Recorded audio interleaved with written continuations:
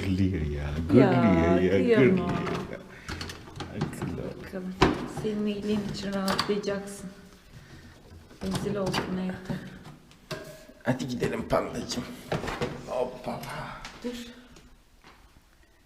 Pandisyo. Yukarıdan bakıyor ya komşu kızı. Hoşuna mı gitti senin? Pandisi ya.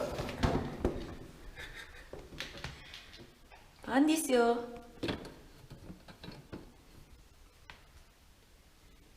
Bu kutu hiç bu kadar ağır olmamıştı. Ay ne kadar ağır maşallah.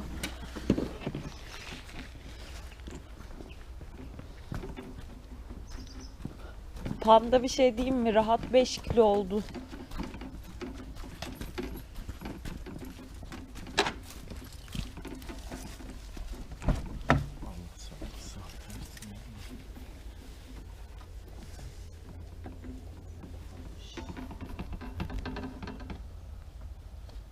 Hoşuna gitti ya bunun böyle dışarı çıkmak. Ha?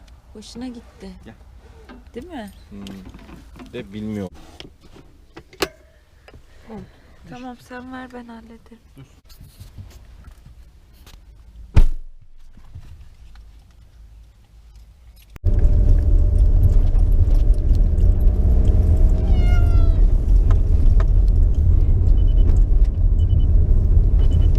Şöyle bakar mısın?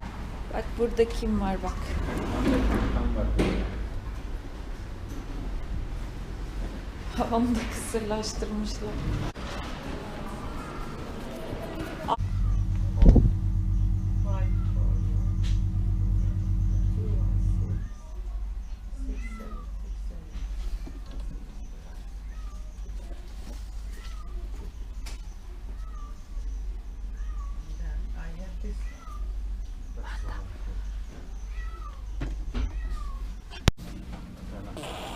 Panda.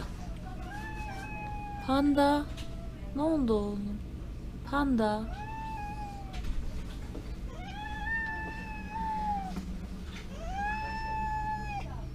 Haydi sen de mama ile durdun. Pandisi.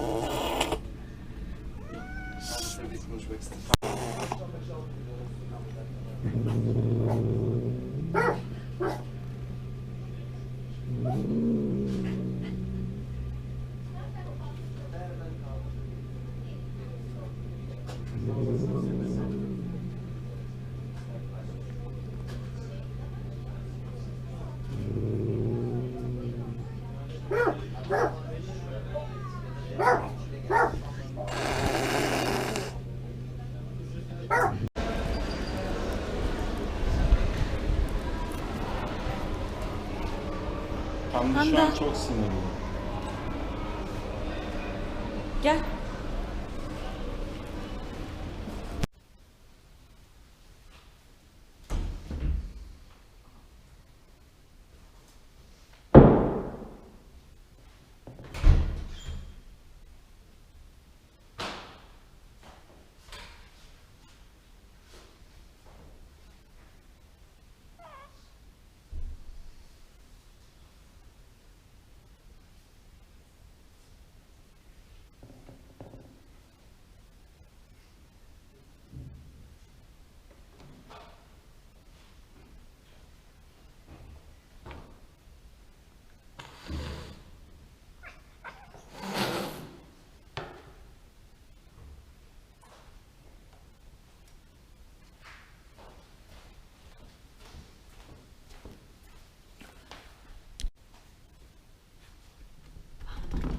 Gel oğlum.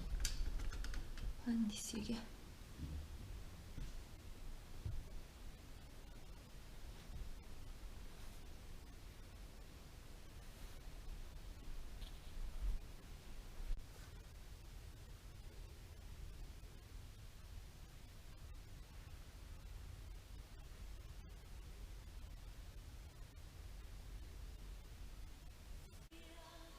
Bugün kalbi bizimle olan herkese çok çok teşekkür ederiz. Pandisio gerçekten çok iyi. Çok büyük iştahla yemeğini bile yedi. Yani şu an biraz yorgun Haklı tabii ki, yani bir operasyon geçirdi. Ama gerçekten erkek kedilerde bu süreç daha kolay oluyormuş. Çünkü diğer iki kedim dişi, onlarda çok daha zor atlatmıştık bu süreci. Maşallah beyefendi şu anda çok iyi. Hepinize çok teşekkür ediyor. Pandisio. Bana kızgın tabii, çünkü ben onu kutuya koydum sabah. Oluş. Tamam ya, sevmiyorum. Pandisio. Herkese teşekkür ediyormuş.